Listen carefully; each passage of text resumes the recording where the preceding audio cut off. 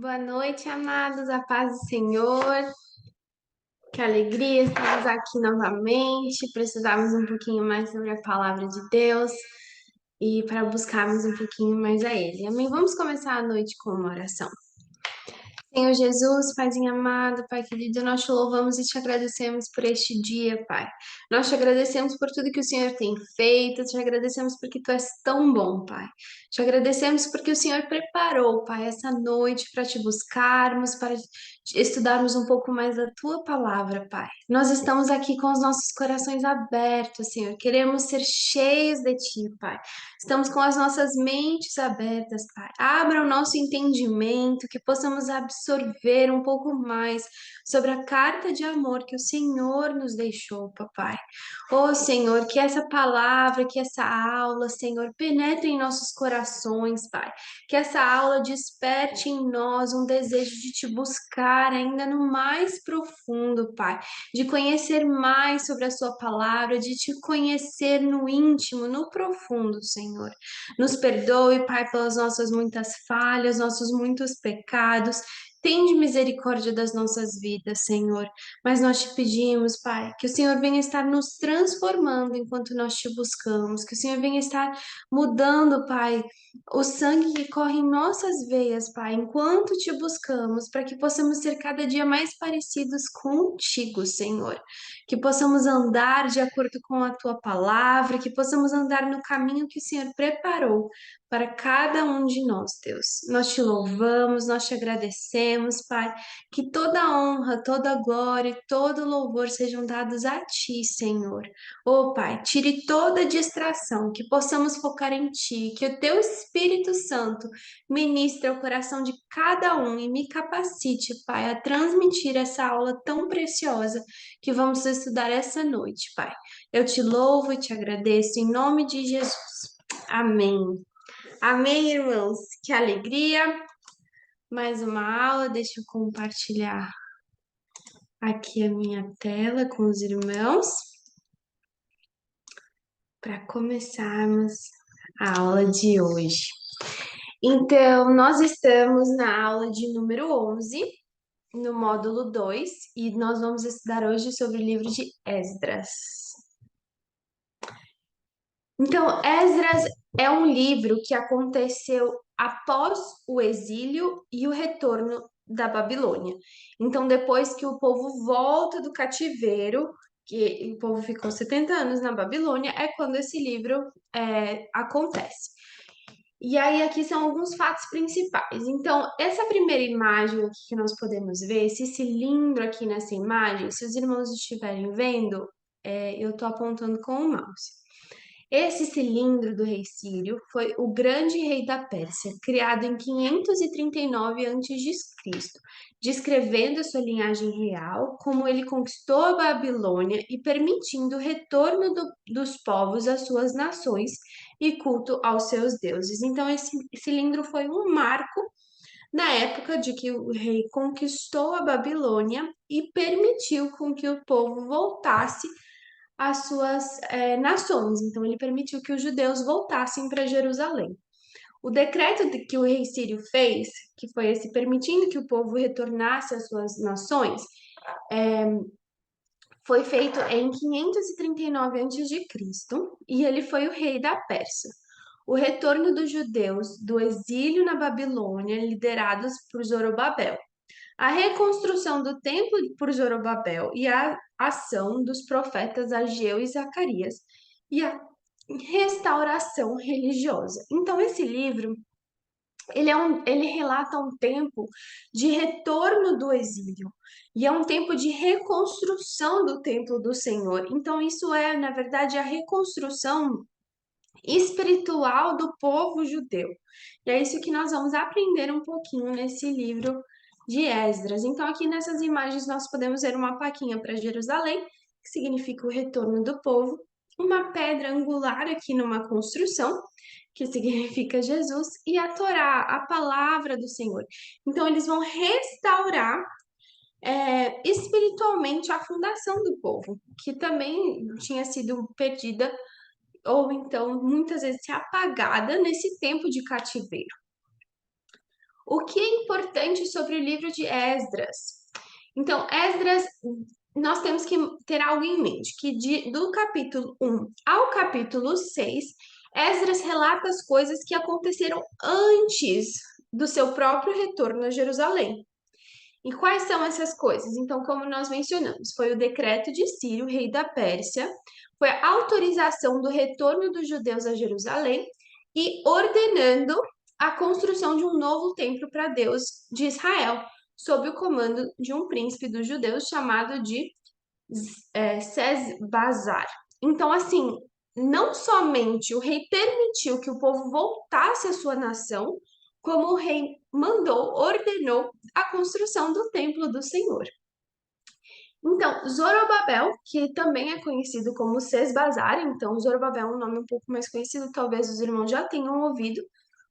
Ele foi governador de Judá, descendente do rei Davi e antepassado de Jesus.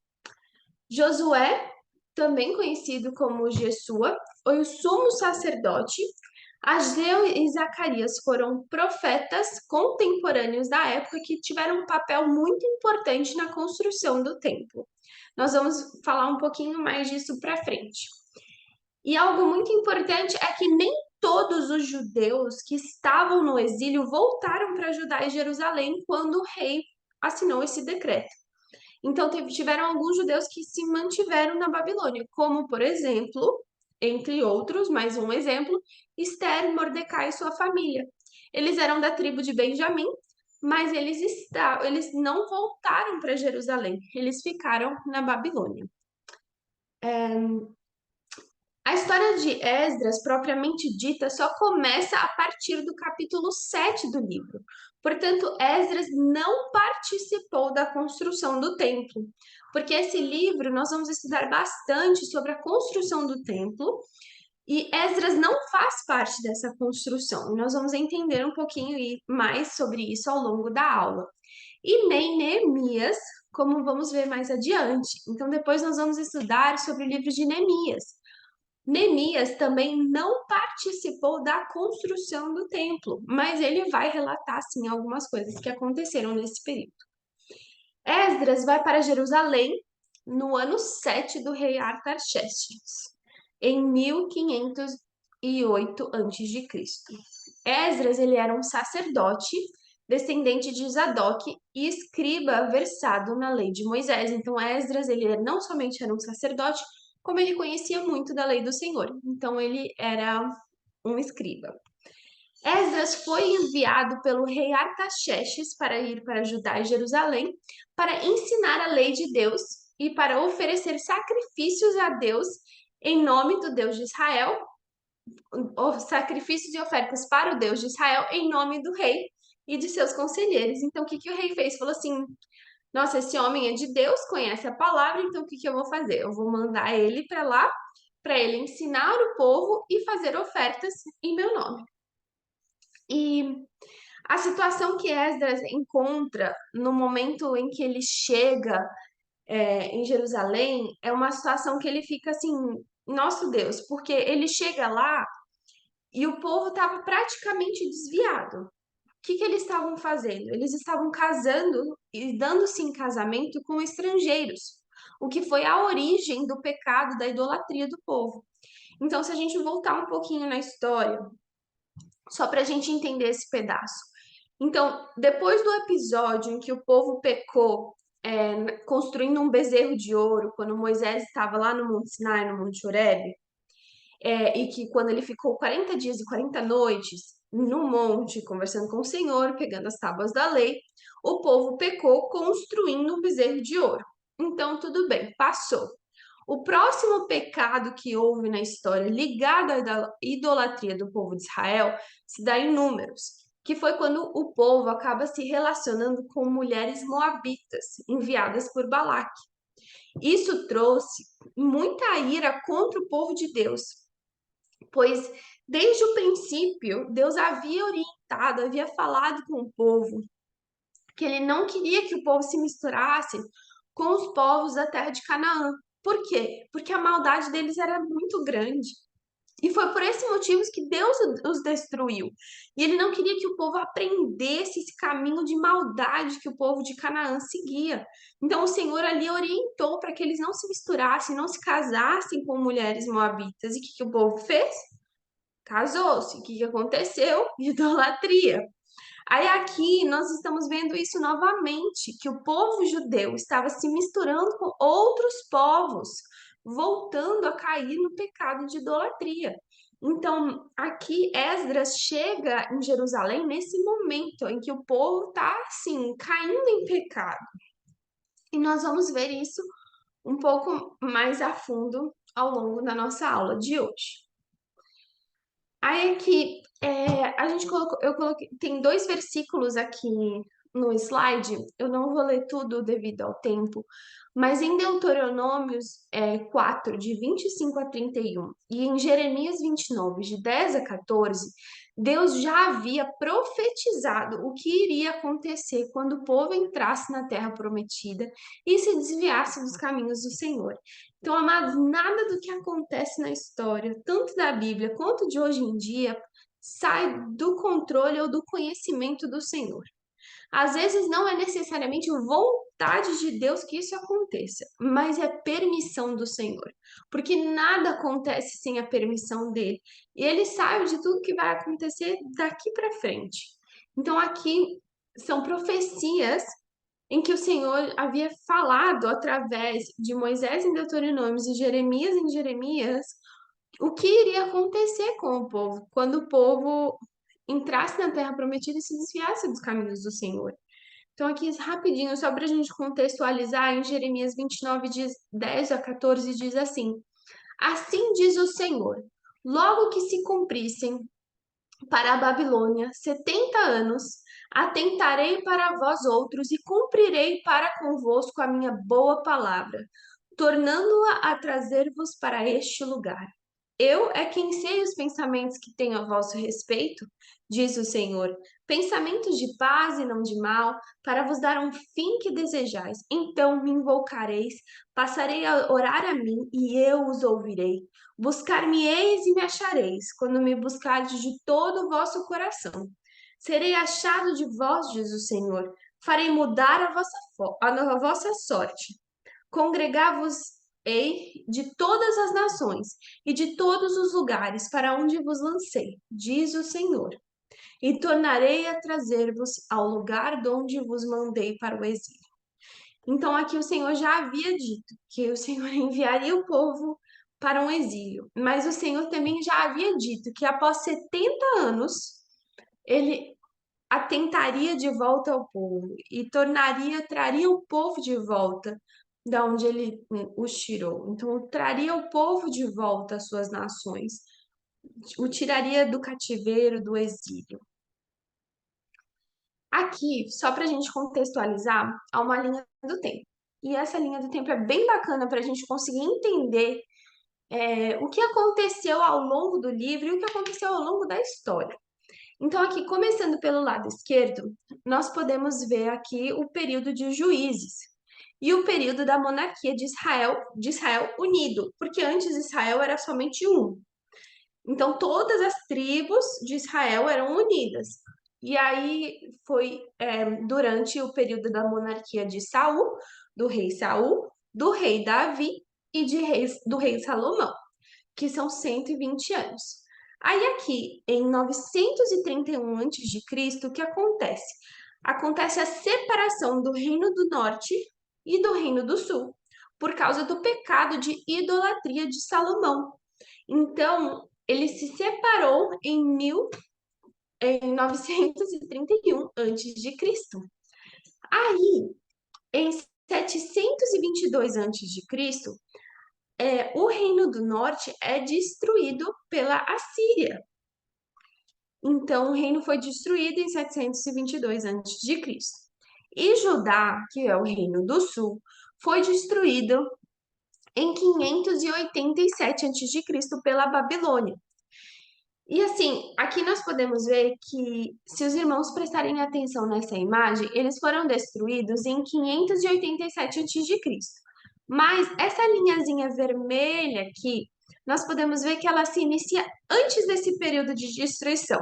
O que isso quer dizer? Que 11 anos antes do Reino do Sul ser destruído pela Babilônia, a Babilônia já havia levado seu povo para o cativeiro, para o exílio. Já havia levado o povo judeu para o exílio. Mas 11 anos depois de ter iniciado esse exílio do cativeiro, a Babilônia vem e termina de destruir, destrói de uma vez Jerusalém. Destrói as muralhas de Jerusalém, o templo do Senhor e saqueia tudo aquilo que havia sobrado no templo. Então eles já haviam levado ouro, prata, e agora eles estavam levando tudo que sobrou, que era basicamente os elementos de bronze que estavam no templo do Senhor. Então, em 587 a.C., foi a destruição total do Reino do Sul. Em 539 a.C., Ciro, o rei da Pérsia, conquistou a Babilônia. E nesse mesmo ano, ele faz esse decreto que nós mencionamos no início da nossa aula, autorizando o retorno dos judeus para Judá e Jerusalém. E ele autorizou também que os outros povos que estavam ali retornassem às suas nações. E nós entendemos isso, que isso acontece porque o Senhor de Israel mandou que isso acontecesse, assim como ele havia profetizado. Então ele cumpriu aquilo que ele havia profetizado. E em 516 a.C., eles terminam a construção do templo. Eles começam a construção do templo um ano após o retorno do exílio. Então, aqui, eles retornaram do exílio em 539 a.C. E eles somente acabam a construção do templo em 516 a.C.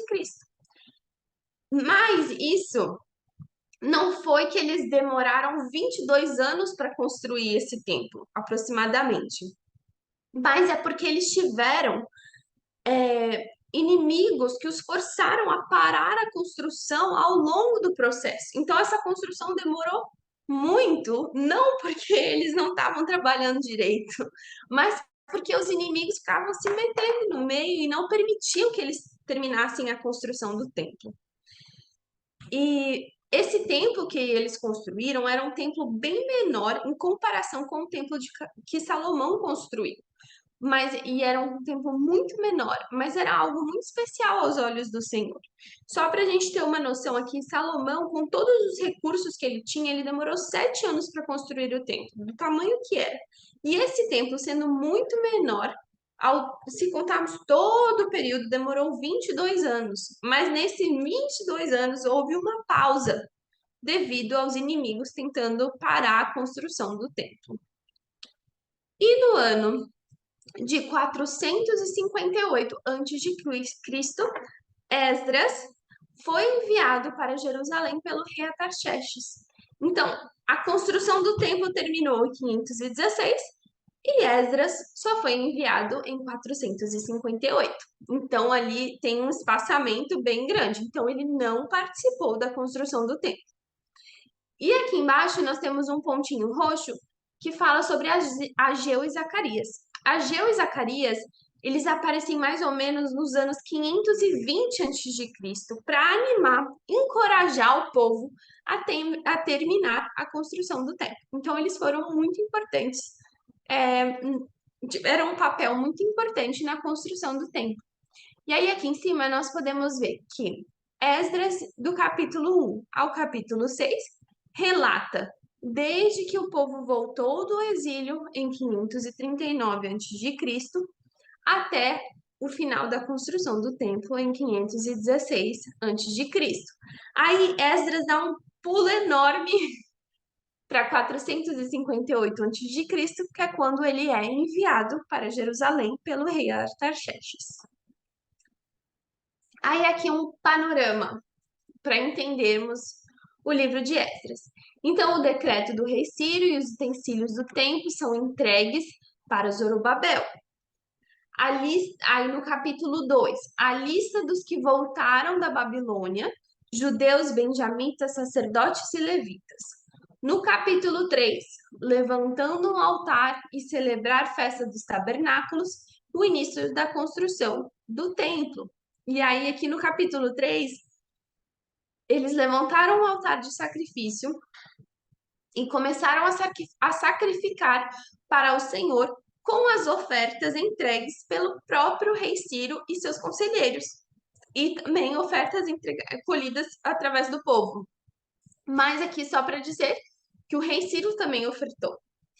No capítulo 4, os inimigos fazem parar a construção do templo. No capítulo 5, Deus usa os profetas Ageu e Zacarias para o povo retomar a construção do templo, para animar o povo, encorajá-los. E a consulta ao rei Dário pelos inimigos e a resposta. No capítulo 6, o término do templo, a festa de dedicação do templo e a celebração da Páscoa.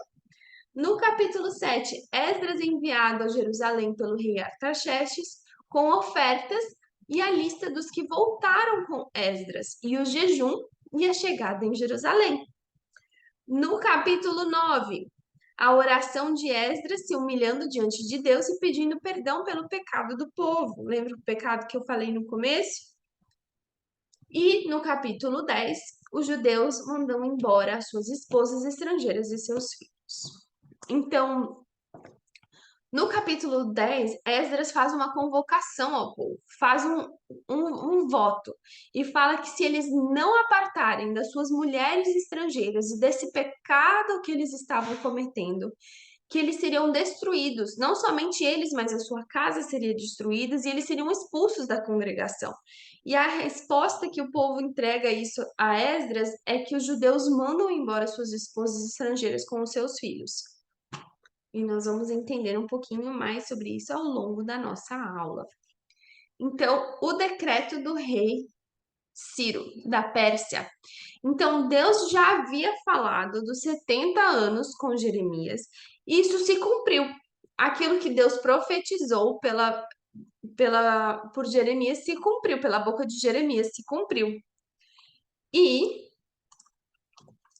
Deus despertou o espírito de Ciro para que ele não somente libertou os judeus, como ele para que eles voltassem para sua nação, mas ele deu ofertas. E ele não deu simplesmente ofertas, ele não falou da boca para fora. Ele creu realmente que o Deus dos céus estava falando com ele. E ele deu ofertas e devolveu os utensílios que Nabucodonosor havia saqueado lá atrás, quando eles destruíram o Reino do Sul. Então, aqui é o que a palavra diz aqui, ó, Esdras 1, de 1 a 4, diz: Despertou o Senhor o espírito de Ciro, rei da Pérsia, o qual fez passar pregão por todo o seu reino, como também por escrito, dizendo: Assim diz Ciro, rei da Pérsia: O Senhor Deus do céu me deu todos os reinos da terra e me encarregou de edificar uma casa em Jerusalém, que está em Judá. Quem entre vós é todo o povo, que suba o Senhor seu Deus, seja com ele. Então ele ouviu, entendeu a palavra do Senhor, que o Senhor despertou, o Senhor tocou em seu coração e ele fez a sua parte. Ele ofertou também. A lista dos que voltaram para a Babilônia. Então, entre as pessoas que voltaram para a Babilônia estava Zorobabel, que era um governador de Judá, e que deu continuidade à linhagem de Davi em direção a Jesus Cristo. Então, ele era muito importante que ele voltasse, que ele era da descendência de Davi. Os benjamitas, que eram das tribos de Benjamim. Os sacerdotes, então Josué, que também se chamava Jesua, era o sumo sacerdote, descendente de Zadok. E Eleazer, filho de Arão. E os levitas também voltaram. Quem eram os levitas? Da tribo de Levi. Eram os cantores, então os filhos de Asaf, os porteiros, os servidores do templo. Aí também voltaram os filhos dos servos de Salomão. E também voltaram pessoas sem genealogia comprovada, sem terras ou cargos no templo. Então, naquela época, quando o povo voltava, você tinha que provar a sua linhagem, porque a sua terra continuava sendo sua. Então, uma terra passava de geração para geração. Uma vez que você comprovava a sua linhagem, você podia tomar de volta a sua terra.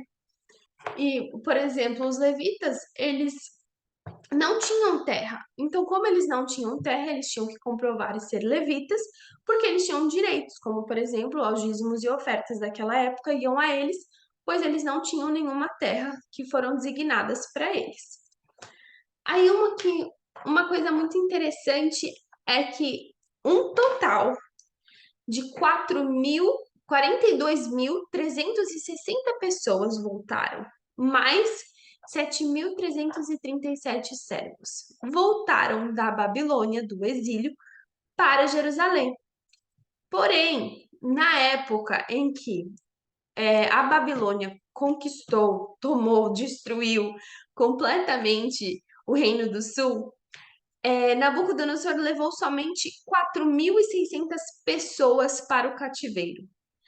Aí assim, mas como? Por que que ele levou tão pouca gente?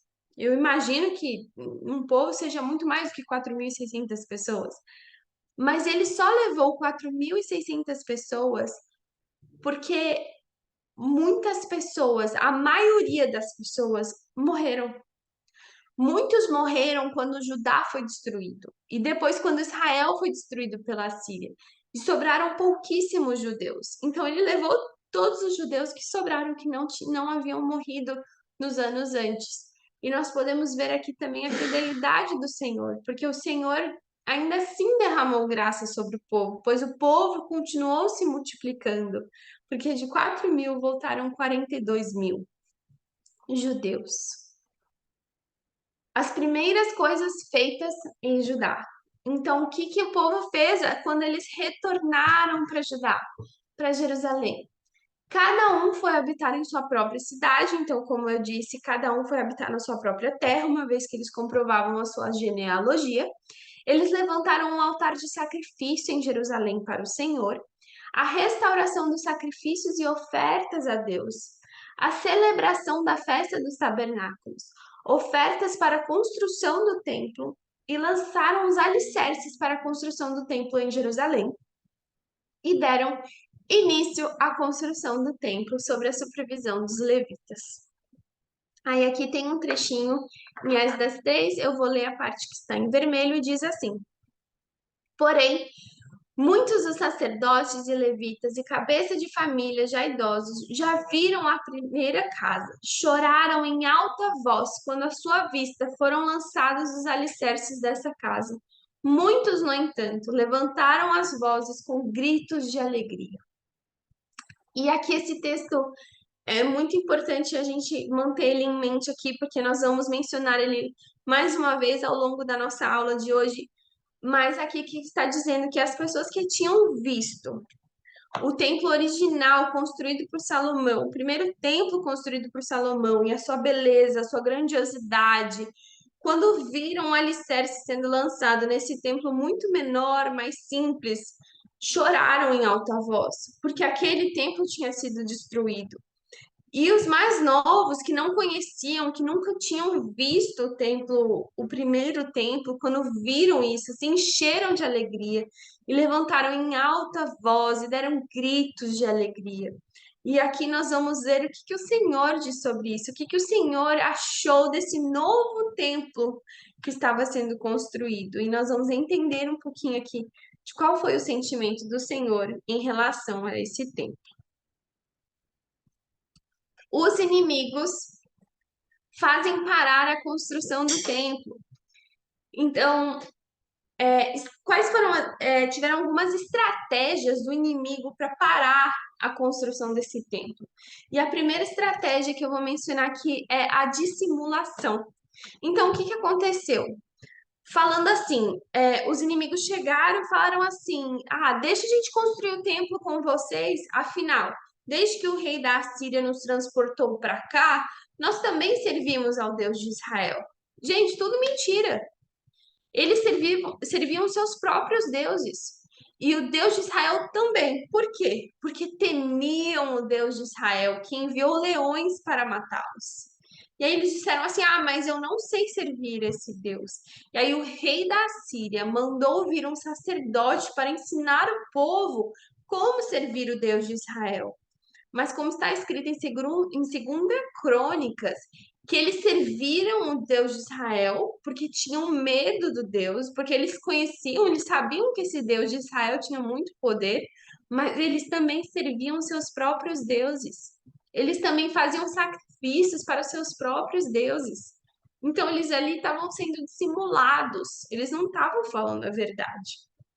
Aí aqui a resposta. Porém, Zorobabel, Jesua e os seus outros cabeças de famílias lhe responderam: Nada tendes conosco na edificação da casa do nosso Deus. Nós mesmos, sozinhos, a edificaremos ao Senhor, Deus de Israel, como nos ordenou Ciro, rei da Pérsia.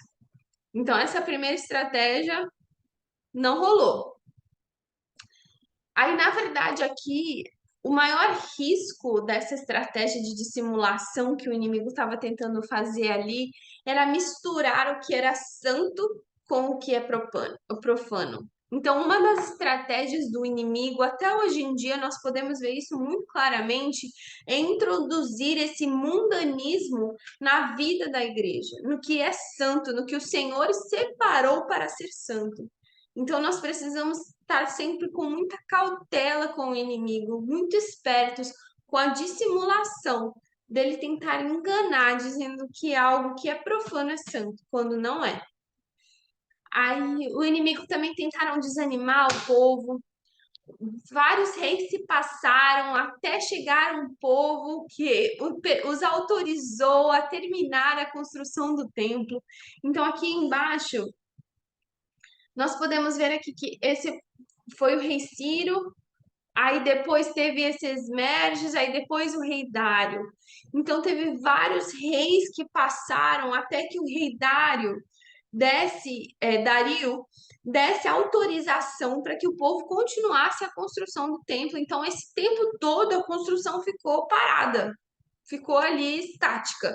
Eles não puderam fazer nada porque o inimigo, o povo inimigo, conseguiu fazer a cabeça do povo, do rei, enfim. E aí o rei só autorizou a partir do rei Dario I. Então, passaram-se vários reis até que eles tivessem essa autorização. E aí fica esse embate. Mas Deus mandou, mas o rei não deixou, o que que eu faço, né? Mas aí eles pararam a construção até que houvesse a autorização do rei Dario primeiro, alguns reis depois. E aí, depois disso, ainda houve ameaças e mentiras. Então, eles mentiram, eles falaram coisas, eles enviaram cartas ao rei dizendo mentiras sobre o que o povo estava fazendo. Aí aqui em Esdras 4, 11 a 16, eu vou ler aqui o verso que está em vermelho, diz assim: Eles estão reedificando aquela rebelde e maldável cidade e vão restaurando os seus muros e preparando os seus fundamentos. Saiba ainda o rei que se aquela cidade se reedificar e os muros se restaurarem, eles não pagarão os direitos, os impostos e os pedágios e assim causarão prejuízos ao rei. Irmãos, mentira! O povo ali estava com uma intenção de construir um templo para adorar o Senhor, para servir ao Senhor e fazer aquilo que era reto. Porém, o que que o inimigo faz? O inimigo mente, ele traz ameaças, e era isso que estava acontecendo aqui. E cessou, pois, a obra da casa de Deus, a qual estava em Jerusalém. E isso até o segundo ano do reinado de Dario, o rei da Pérsia. Então demorou e ficou ali pausada a construção por um tempo. Aí, os profetas Ageu e Zacarias. Esses profetas têm um papel muito importante na construção desse novo templo do Senhor. Aí aqui diz assim: Ora, os profetas Ageu e Zacarias, filho de Ídio, profetizaram aos judeus que estavam em Judá e em Jerusalém, em nome de Deus de Israel, cujo espírito estava com eles. Então se dispuseram a Zorobabel, filho de Sealtiel, e Jesua, filho de Josadac, e começaram a edificar a casa de Deus, a qual está em Jerusalém. E com eles os referidos profetas de Deus os ajudavam. Então, esses profetas vieram com uma palavra do Senhor para encorajar o povo. Deus estava falando através da vida deles. E aqui o Senhor também responde. Lembra que eu mencionei que os mais velhos choravam quando viram o alicerce sendo lançado nesse novo templo. Aqui o Senhor responde um pouco sobre isso também. No segundo ano do rei Dario, veio a palavra do Senhor por intermédio do profeta Ageu, um governador de Judá, e Josué, filho de Zadok, o sumo sacerdote. Este povo diz: não veio ainda o tempo em que a casa do Senhor deve ser edificada. Veio, pois, a palavra do Senhor por intermédio do profeta Ageu, dizendo: acaso é tempo de habitardes vós em casas apaineladas, bonitas, arrumadas, enquanto esta casa permanece em ruínas? Então o Senhor está falando assim: e aí? Tipo, vocês estão aí, vocês continuaram com a sua vida, mas enquanto vocês moram em casas bonitas, essa casa do Senhor permanece em ruínas. Aí aqui os sacerdotes, os profetas continuam encorajando o povo. E aí eu encorajo os irmãos a depois pegarem os textos e lerem. Eu sei que para falar um pouquinho de Esdras, nós temos que ler muito para entender o contexto do que estava acontecendo, mas que os irmãos não passem em branco, leiam. Há muita informação preciosa, mas o povo estava com medo de continuar. E aí, aqui no final nós podemos ver: eu sou convosco, diz o Senhor. Despertou o espírito de Zorobabel, filho de Salatiel, governador de Judá, e o espírito de Josué, filho de Josadaque, o sumo sacerdote, e o espírito do resto do povo, e eles vieram e puseram ao trabalho na casa do Senhor dos exércitos, o seu Deus. Então, de novo, Deus moveu, Deus teve que despertar, dizer: ei, acorda, vamos. E aí o Senhor usou esses profetas para encorajar o povo a continuar. Isso nós podemos aprender uma lição preciosa, que nós também temos que cuidar da nossa vida, da nossa casa, também da nossa vida espiritual, da nossa casa espiritual. Porque foi o que o Senhor disse: enquanto vocês estão aí morando em casas lindas, e a casa do Senhor? E talvez nós estamos aqui com a nossa casa linda, mas e a nossa vida espiritual? E a nossa casa espiritual, onde o Senhor vive em nossos corações? Como que tá? Então, que o Senhor nos desperte para enxergarmos, dizer assim: ó, vamos construir, vamos adiante, vamos limpar, vamos arrumar, vamos adornar a casa para o Senhor. Aí aqui está a resposta do Senhor para aquele povo que estava chorando quando eles estavam lembrando do templo de Salomão. Quem dentre vós que tenha sobrevivido contemplou esta casa na sua primeira glória, e como a vedes agora, não é ela como nada aos vossos olhos? Ora, pois, sê forte, Zorobabel, diz o Senhor, e sê forte, Josué, filho de Josadaque, o sumo sacerdote, e tu, todo o povo da terra, sê forte, diz o Senhor, e trabalhai, porque eu sou convosco, diz o Senhor dos exércitos, segundo a palavra da aliança que fiz convosco, quando saístes do Egito, e o meu espírito habita no meio de vós, não temais. Então não tenha medo de continuar a construção, pois eu sou convosco. E aí o Senhor diz: a glória desta casa será maior do que da primeira, diz o Senhor dos exércitos, e nesse lugar darei a paz, diz o Senhor dos exércitos. Então, o que que o Senhor responde ao povo que estava chorando? A minha glória será maior aqui do que na primeira casa. Quando Moisés construiu um tabernáculo, ele construiu para que Deus habitasse no meio do povo. Quando Salomão construiu o templo, era para que Deus fizesse habitar, fizesse o seu nome conhecido ali em Jerusalém. E aqui Deus está dizendo: eu habito no meio de vocês. Irmãos, que preciosidade! Então, e depois disso, o templo de Zorobabel foi ampliado séculos depois por Herodes no Império Romano, o Grande, e ele foi o templo onde Jesus entrou.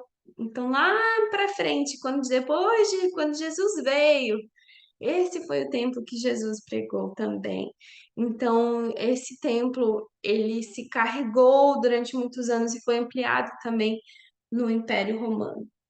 E nós somos a última casa do Espírito Santo sobre a terra. Então a glória do Senhor será maior sobre as nossas vidas do que qualquer templo construído por mãos humanas. Aí aqui continuando, essa é a palavra do Senhor a Zorobabel, não por força, nem por poder, mas pelo meu espírito, diz o Senhor dos exércitos. Quem és tu, ó grande monte, diante de Zorobabel? Serás uma campina? Porque ele colocará a pedra de remate no meio aclamações. Haja graça e graça para ela. Então aqui a palavra do Senhor nos diz que não é por força e nem por poder ou por violência, como dizem algumas outras versões, mas é pelo Espírito do Senhor. Então, eles não estavam construindo essa casa por força própria, nem por violência contra os inimigos, mas pelo Espírito do Senhor, pela graça de Deus. E nós podemos ver isso sobre as nossas vidas hoje em dia, que não é por força, nem por violência, mas é pela graça de Deus.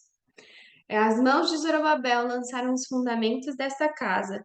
Elas mesmas acabaram, para que saibais que o Senhor dos Exércitos é quem me enviou a vós outros. Pois quem despreza o dia dos humildes começos, esse alegra-se a ver o prumo das mãos de Zorobabel. Então, um trabalho feito completo. A carta para o rei Dario.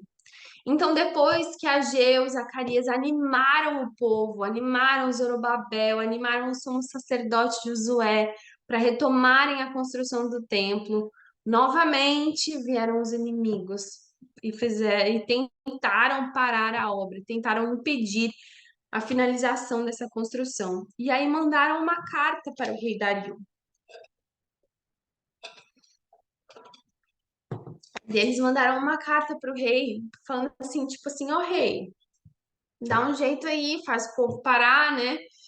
E essa carta foi a resposta que nos deram. Nós somos servos de Deus dos céus e da terra e reedificamos a casa que há muitos anos fora construída, a qual um grande rei de Israel edificou e a terminou. Mas depois que nossos pais provocaram a ira de Deus nos céus, ele os entregou nas mãos de Nabucodonosor, rei da Babilônia, o qual destruiu essa casa e transportou o povo para a Babilônia. Porém, Ciro, rei da Babilônia, seu primeiro ano, deu ordem para que a casa de Deus se edificasse. Também os utensílios de ouro, de prata da casa de Deus, que Nabucodonosor levara do templo que estava em Jerusalém, e os meteu no templo da Babilônia. E o rei Ciro os tirou de lá e foram dados a um homem cujo nome era Sesbazer, o qual nomeara governador e lhe dissera: toma estes utensílios e vai e leva-os ao templo de Jerusalém e faz reedificar a casa de Deus no seu lugar.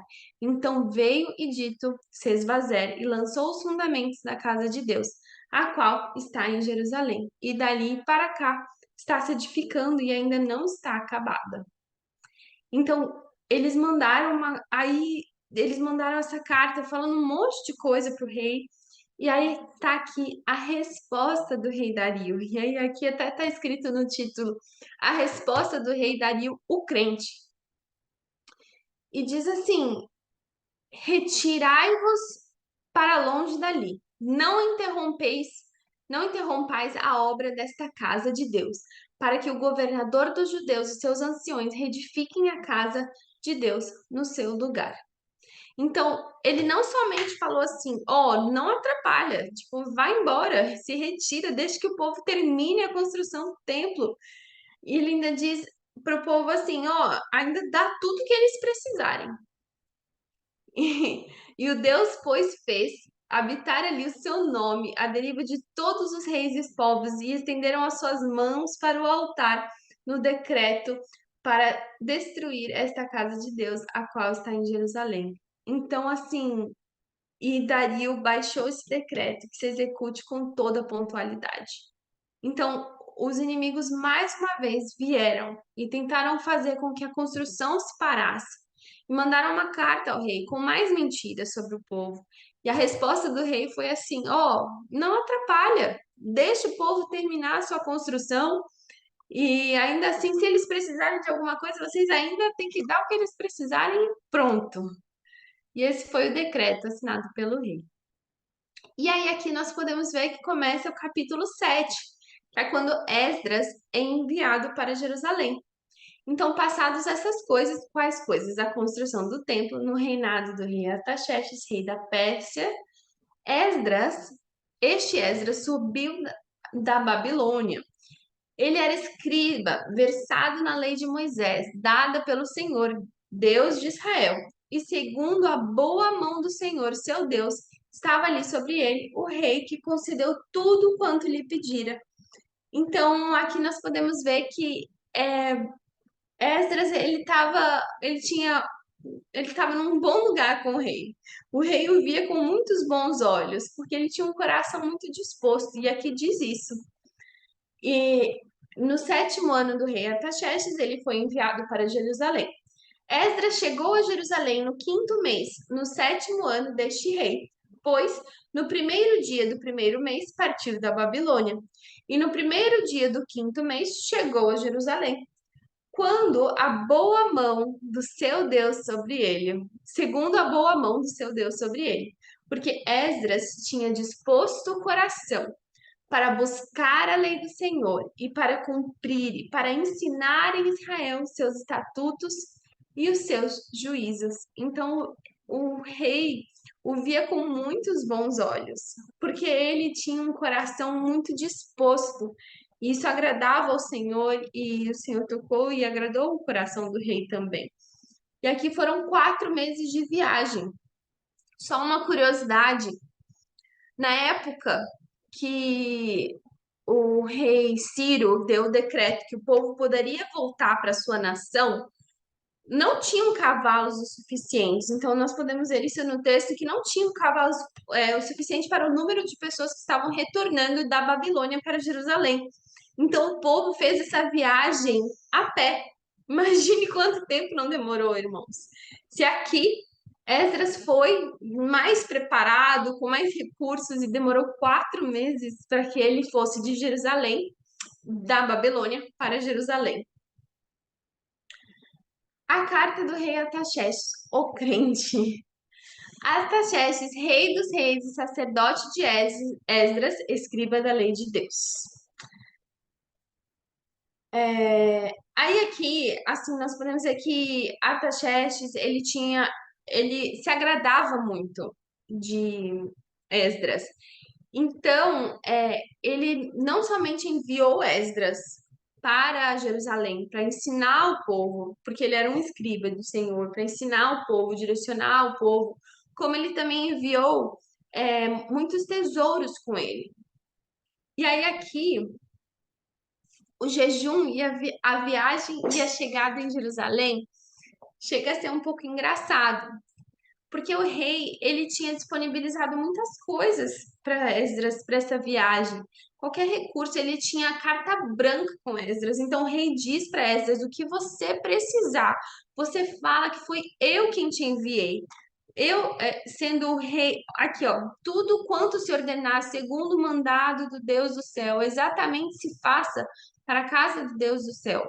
Pois para que haveria grande ira sobre o reino dos reis e seus filhos, também vos fazeis saber acerca de todos os sacerdotes e levitas, cantores, porteiros, de todos os servos nessa casa de Deus, que não será lícito impor-lhe nenhum direito, nenhum imposto, nenhum pedágio.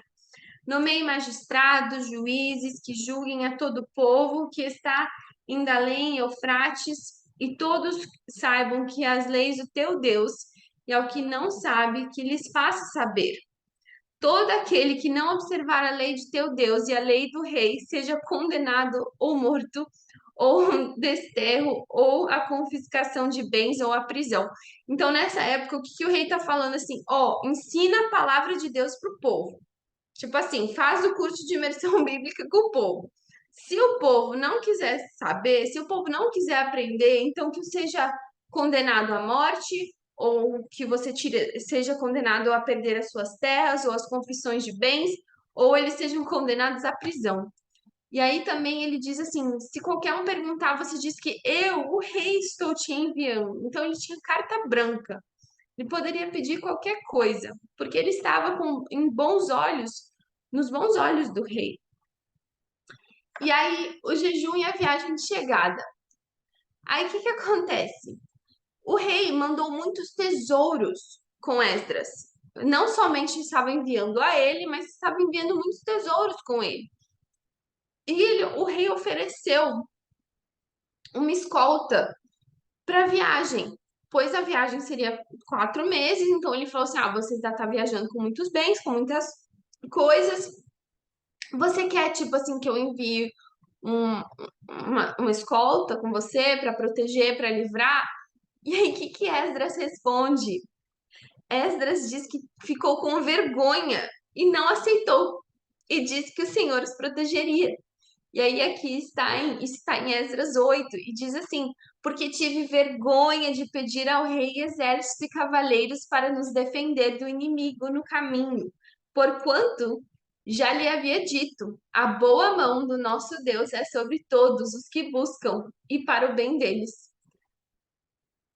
Mas, então, assim, ele chegou pro pessoal que estava indo com ele e falou assim: ó, tenho duas notícias. Uma muito boa. Ó, o rei me enviou. Eu tô indo para Jerusalém, eu tô indo pregar a palavra do Senhor, ensinar o povo, porque eu sou um escriba. E o Senhor e o rei tá me enviando, tá me dando carta branca, me deu muitos tesouros. Só que a outra notícia é, eu tive vergonha de pedir uma escolta que o rei ofereceu. Então, assim, a gente vai ter que fazer um jejum aqui para Deus nos proteger dos inimigos, pois nós estamos viajando com muitos tesouros, muitos bens, com ouro, com coisas que os inimigos tinham muito interesse em roubar. E numa viagem de 4 meses, eu creio que isso não era fácil. Mas aí aqui diz que eles se jejuaram e que Deus os atendeu. Então Deus os livrou, Deus os protegeu ao longo dessa viagem. E aí, aqui em Esdras 9, Esdras se humilha diante de Deus pelo pecado dos judeus. Então, aqui nós vemos que, como eu disse no começo da nossa aula, que o povo estava pecando. Por que que o povo estava pecando? Porque o povo estava casando-se, dando-se em casamento com povos estrangeiros. E isso estava levando o povo a se desviar do caminho do Senhor, estava levando o povo a se desviar das leis do Senhor e levando o povo ao pecado da idolatria. Então, como Esdras chega e vê, se depara com essa situação como um bom profeta, ele se humilha diante do Senhor. Como um sacerdote, ele se humilha dos anjos do Senhor. E ouvindo eu tal coisa, rasguei as minhas vestes e o meu manto, arranquei os cabelos da minha cabeça e da barba e me assentei atônito. Então se juntaram a mim todos os que tremiam das palavras de Deus de Israel por causa das transgressões do cativeiro. Então ele se humilha pelo povo, ele ora pelo povo, ele intercede pelo povo e ele não diz assim: Senhor, perdoa o pecado do povo. Ele diz: Senhor, nos perdoe porque pecamos. Senhor, perdoe os pecados da nossa nação. Senhor, perdoe o pecado de idolatria. Perdoe porque estamos nos desviando do seu caminho. Então, por mais que ele não tinha nada a ver, quando eu digo nada a ver, é porque não foi ele que pecou, não foi ele que casou. Ele se inclui nisso. E ele clama ao Senhor e ele se humilha ao Senhor. E ele fala: Senhor, nos perdoe porque pecamos. Então ele se junta ao povo nesse clamor por perdão. E aí, aqui no capítulo 10, como eu mencionei no comecinho, ele faz uma proposta ao povo, um voto ao povo. Fala assim: então, vamos fazer uma coisa. Vocês pecaram, já foi, já errou. Mas vamos voltar para o caminho do Senhor. Então, que todos os homens judeus que se casaram com pessoas que não eram judias, não eram pessoas de outras nações, que vocês mandem embora suas esposas e seus filhos e peçam perdão ao Senhor. E muitos judeus, eles atenderam a essa proposta de Esdras, está no capítulo 10. Eles não necessariamente gostaram, mas eles atenderam a proposta e eles mandaram as suas mulheres e os seus filhos embora, e como pedido de perdão, ainda porque a culpa foi deles, enviaram um cordeiro com elas. Mas então é isso. Essa é a aula de hoje. Esdras não é um livro muito longo, então todos os irmãos podem ler e apreciar todos os versículos. Esse PDF também vai estar disponível, já está no nosso grupo, caso os irmãos queiram ler todos os versículos com calma. Tem tantas informações muito preciosas, ensinamentos preciosos que nós podemos tirar desse livro. Toda a Bíblia foi o Senhor que nos deixou, e quando foi o Senhor que nos deixou, nós podemos ver tamanha importância. Então, irmãos, busquem ao Senhor. Essa aula é tão superficial, é só um gostinho do que a Bíblia tem para nos ensinar, do que a Bíblia tem para nos entregar. Então, que cada um busque, tenha mais fome, sede, sejam mais sedentos para buscar o Senhor. Amém? Então, vamos terminar com uma oração. Senhor Jesus, muito obrigada por essa aula, Pai. Muito obrigada, Senhor, por todos os ensinamentos preciosos que o Senhor nos deixou através da Sua palavra, Deus. Muito obrigada, Pai, porque a Sua palavra está aqui. O Senhor nos entregou para nos ensinar tanto, Pai, para que não cometamos os mesmos pecados que muitos cometeram lá atrás e para que façamos tudo aquilo de certo, de correto, que te agradou, que muitos fizeram também segundo a Sua palavra, Pai. Nos capacite a andar de acordo com a tua vontade, nos capacite a manter a nossa casa limpa, adequada, Senhor, construída para ti, adornada para ti, Senhor. Que a nossa vida espiritual seja tão importante quanto a nossa vida natural, papai. Nos capacite, Senhor, a te buscar ainda mais profundo, Senhor. E que tudo que o Senhor tem nos passado, Pai, que o Teu Espírito Santo nos capacite a lembrar, que o Teu Espírito Santo realmente ministre aos nossos corações, papai. Eu te louvo e eu te agradeço, Senhor, que toda a honra, toda a glória, todo louvor sejam dados ao Teu nome. Em nome de Jesus. Amém. Amém. Deus abençoe.